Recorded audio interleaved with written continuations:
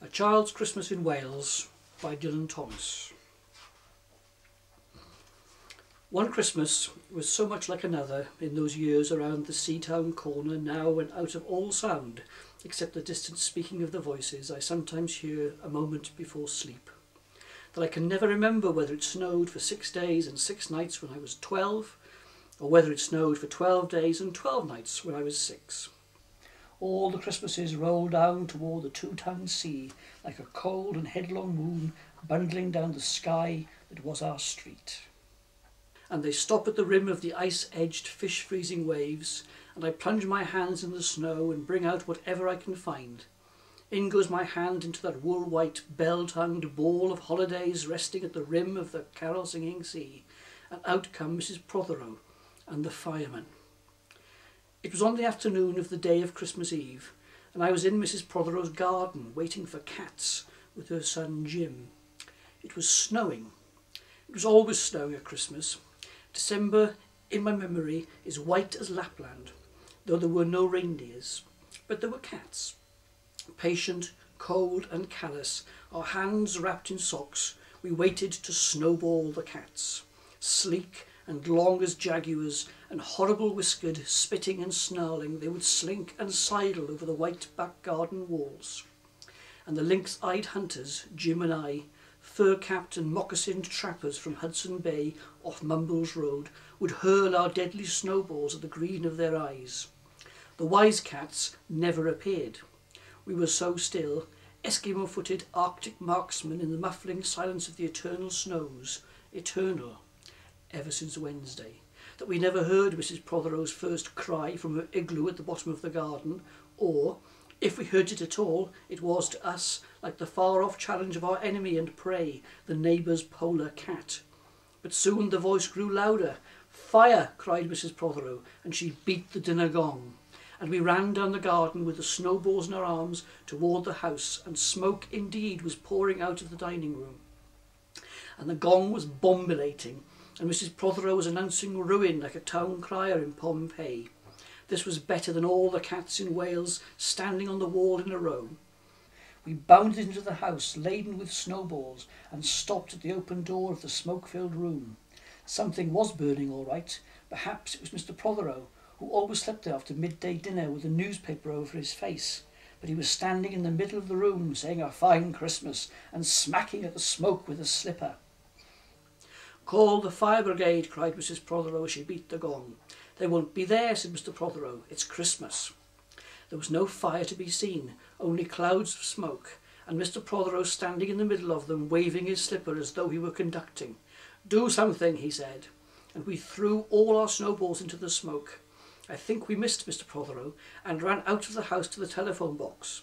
"Let's call the police as well," Jim said, "and the ambulance, and Ernie Jenkins, he likes fires." But we only called the fire brigade, and soon the fire engine came, and 3 tall men in helmets brought a hose into the house, and Mr. Protheroe got out just in time before they turned it on. Nobody could have had a noisier Christmas Eve. And when the firemen turned off the hose and were standing in the wet, smoky room, Jim's aunt, Miss Protheroe, came downstairs and peered in at them. Jim and I waited, very quietly, to hear what she would say to them. She said the right thing, always. She looked at the 3 tall firemen in their shining helmets, standing among the smoke and cinders and dissolving snowballs, and she said, "Would you like anything to read?"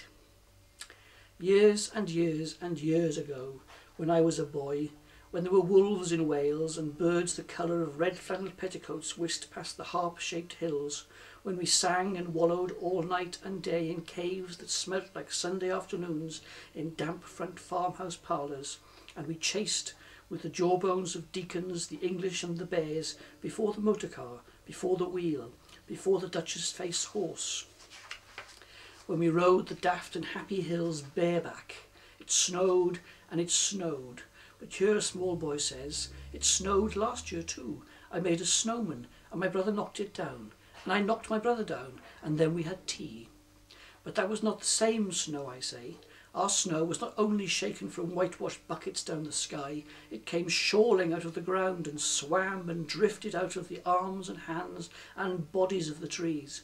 Snow grew overnight on the roofs of the houses like a pure and grandfather moss, minutely white-ivied the walls and settled on the postman, opening the gate like a dumb, numb thunderstorm of white torn Christmas cards. Were there postmen then too? With sprinkling eyes and wind-cherried noses on spread frozen feet, they crunched up to the doors and mittened on them manfully, but all that the children could hear was the ringing of bells. You mean that the postman went rat-a-tat-tat and the doors rang? I mean that the bells that the children could hear were inside them. I only hear thunder sometimes, never bells. There were church bells too, inside them. No, no, no. In the bat-black, snow-white belfries, tugged by bishops and storks, and they rang their tidings over the bandaged town, over the frozen foam of the powder and ice-cream hills, over the crackling sea. It seemed that all the churches boomed for joy under my window, and the weathercocks grew for Christmas on our fence. Get back to the postman. They were just ordinary postmen, fond of walking and dogs and Christmas and the snow. They knocked on the doors with blue knuckles. Ours has got a black knocker. And then they stood on the white welcome mat in the little drifted porches and huffed and puffed, making ghosts with their breath, and jogged from foot to foot like small boys wanting to go out. And then the presents. And then the presents after the Christmas box, and the cold postman with a rose on his button nose tingled down the tea tray slithered run of the chilly glinting ale.